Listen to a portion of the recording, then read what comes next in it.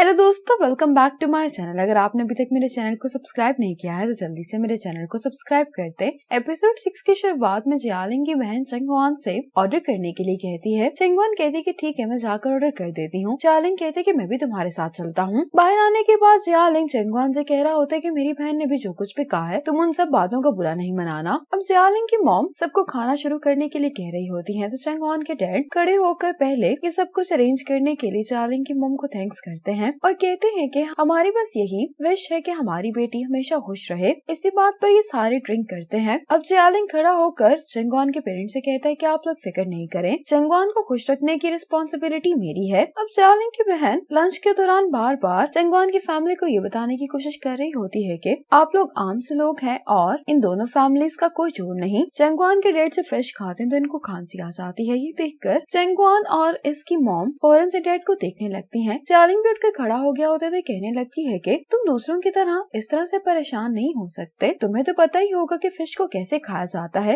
ये बात सुनकर चंगवान और साओ को बहुत बुरा लगता है। जियालिंग भी अपनी बहन से कह रहा होता है कि आखिर तुम्हारे साथ मसला क्या है। चंगवान की मॉम अब जियालिंग की मॉम से पूछती है कि इन दोनों की शादी के बारे में आप क्या सोच रही हैं। तो जियालिंग की मॉम कहती है कि बच्चे खुद ही डिसाइड कर लेंगे कि उन्हें कब शादी करनी है। चंगवान की मॉम कहती है कि हम पेरेंट्स हैं तो अरेंजमेंट्स में इनकी मदद करना तो हमारा फर्ज है। जियालिंग की मॉम कहती है कि अगर आपके पास कोई आइडियाज हैं तो आप मुझसे शेयर कर सकती हैं। चंगवान की मॉम कहती है कि मैं तो ये चाहती हूँ कि चंगवान की शादी मेरे होम टाउन में हो। जियालिंग कहता है कि मैं भी ऐसा ही सोचता हूँ। जियालिंग की मॉम चंगवान की मॉम से कहती है कि शादी के सारे अरेंजमेंट्स हमारी फैमिली करेगी। चंगवान की मॉम कहते हैं कि हम भी शादी में कंट्रीब्यूट करना चाहते हैं और अपने गेस्ट के बारे में बताने लगती हैं कि किन को इनवाइट करेंगी। गेस्ट का सुनकर जियालिंग की बहन कहती है कि जियालिंग की शादी पर डैड के बिजनेस पार्टनर्स और बड़े बड़े बिजनेसमैन आएंगे, इसलिए आपकी फैमिली जो गेस्ट इनवाइट करेगी मुझे नहीं लगता कि वो कंफर्टेबल फील कर पाएंगे। चंगवान की फैमिली को ये सारी बातें सुनकर बहुत बुरा लग रहा होता है। जियालिंग भी अपनी बहन को चुप करने के लिए कह रहा होता है।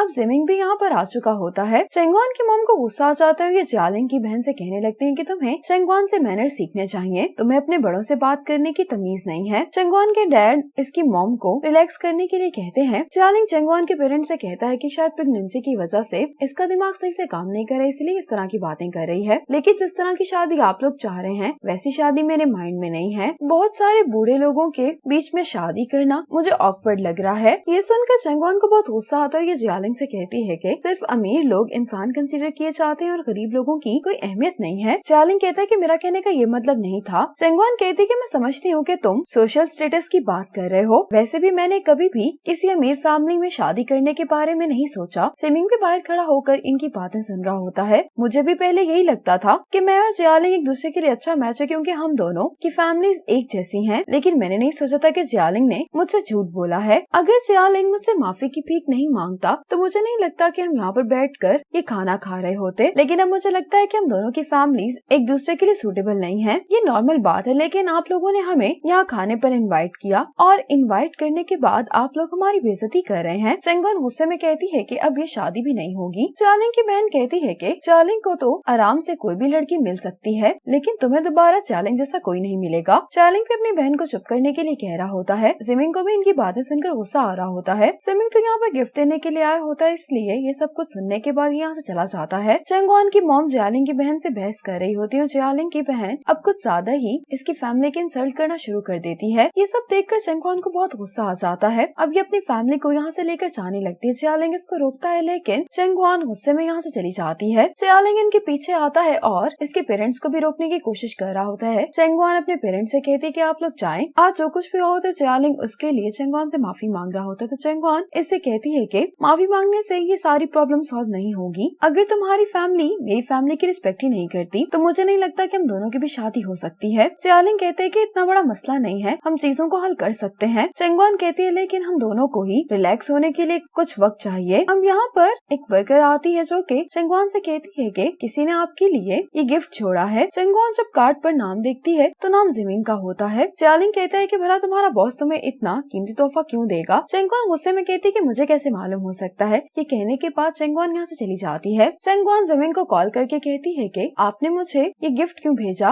जिमिंग कहते कि मेरी तरफ से नहीं बल्कि मैं सांग की तरफ से था। जिमिंग चंगवान से कहता है कि कोई भी तुम्हारी वैल्यूज की रिस्पेक्ट नहीं करता, इसीलिए अभी जो तुम्हारी कंडीशन है उसमें एक अमीर फैमिली में शादी करने से तुम ही सफर करोगी। थी। ये कहकर जिमिंग कॉल बंद कर देता है। सेंगवान भी यही सोच रही होती है कि जिमिंग बिल्कुल ठीक कह रहा है। सेंगवान जब वापस घर पर आती तो उसकी मॉम पूछने लगती है कि तुम्हारी जियालिंग से क्या बात हुई है। सेंगवान अपनी मॉम से कहती कि मुझे नहीं लगता मॉम कि मेरी और जियालिंग की शादी हो सकती है। मॉम सेंगवान से कहने लगती है कि मैं ये बात मानती हूँ कि जियालिंग की फैमिली का बिहेवियर ठीक नहीं था, लेकिन जियालिंग तुम्हारी तो बहुत केयर करता है। तुम्हारी शादी जियालिंग से हो रही है, तुम उसकी फैमिली के साथ थोड़ी रहोगी। सेंगवान कहती है कि अगर मेरी खुशी के बदले में मेरी पूरी फैमिली की बेइज्जती की जाएगी, इससे तो बेहतर यही है कि मैं शादी ना करूं। सेंगवान के इनकार करने के बाद भी मॉम इसको यही कह रही होती है कि सब कुछ ठीक हो जाएगा और मैं सब कुछ हैंडल कर लूंगी। सेंगवान को गुस्सा आ जाता है, कहने लगती है कि मॉम मैं कभी भी इस तरह से शादी नहीं करना चाहती थी। ये कहकर सेंगवान यहाँ से चली जाती है। अब मामा सेंगवान को अपने साथ बाहर ले आती है। यहाँ पर ये दोनों मिलकर ड्रिंक कर रही होती हैं। मामा ने यहाँ पर साओ को बुलाया होता है। साओ मामा के पास आकर कहने लगता है कि मेरी बहन कहाँ पर है, तो मामा कहती है कि वो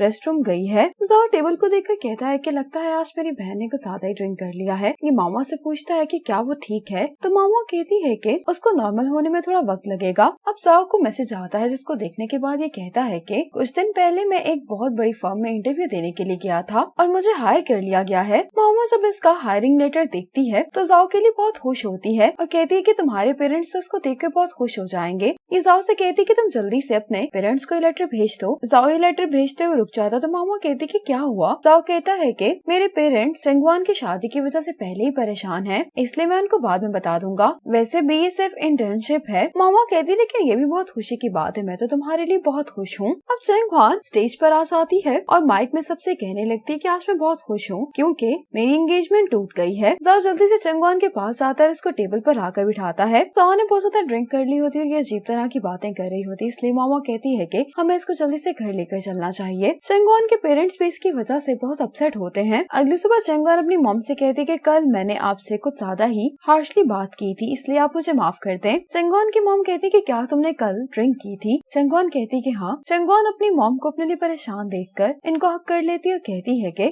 आपने हमेशा जो कुछ भी किया है वो मेरी ही बेहतरी के लिए किया है। सेंगवान अपनी मॉम से कहती कि मॉम हम ब्रेकफास्ट करते हैं, मैंने आपके और डैड के लिए ब्रेकफास्ट बनाया है। सेंगवान अपनी मॉम को इयरिंग्स भी गिफ्ट करती है जो कि इसकी मॉम को बहुत पसंद आते हैं। सेंगवान यहाँ से जाने लगती है तो ये वापस आकर अपनी मॉम को किस करती है और कहती कि मॉम मैं आपसे बहुत प्यार करती हूँ। ये कहने के बाद सेंगवान अपने रूम में चली जाती है। इसकी मॉम ये सब देखकर बहुत इमोशनल हो जाती हैं। आज सेंगवान की मॉम जिमिंग की ग्रैंडमा से मिलने के लिए आती हैं, लेकिन नर्स सेंगवान की मॉम को बताती है कि वो चाय पीने के लिए शिंगैनली गई हैं। सेंगवान की मॉम कहती है कि तुमने अभी किस जगह के बारे में मुझे बताया था, तो नर्स कहती है कि यहाँ करीब में ही शिंगैनली गार्डन होटल है। ग्रैंडमा आज जिमिंग के साथ ही खाना खाने के लिए यहाँ पर आई होती हैं। जिमिंग ग्रैंडमा से कहता है कि ग्रैंडमा मुझे लगता है कि आपको इस होटल को रीडिजाइन करवाना चाहिए, अगर आप कहें तो मैं आपके लिए डिजाइनर ढूंढ सकता हूँ। तो ग्रैंडमा कहती है कि मैं इस जगह से इमोशनली अटैच हूँ, इसलिए मैं इसको ऐसा ही रखना चाहती हूँ। जिमिंग कहता है कि अगर प्रोफेशनली बात की जाए तो मुझे लगता है कि आपको इस होटल की मैनेजमेंट किसी के हवाले कर देनी चाहिए ताकि वो इस होटल को नेक्स्ट लेवल पर लेकर जा सके। ग्रैंडमा कहती है लेकिन किसके हवाले करना चाहिए। इसी मोमेंट पर एपिसोड 6 खत्म हो जाती है।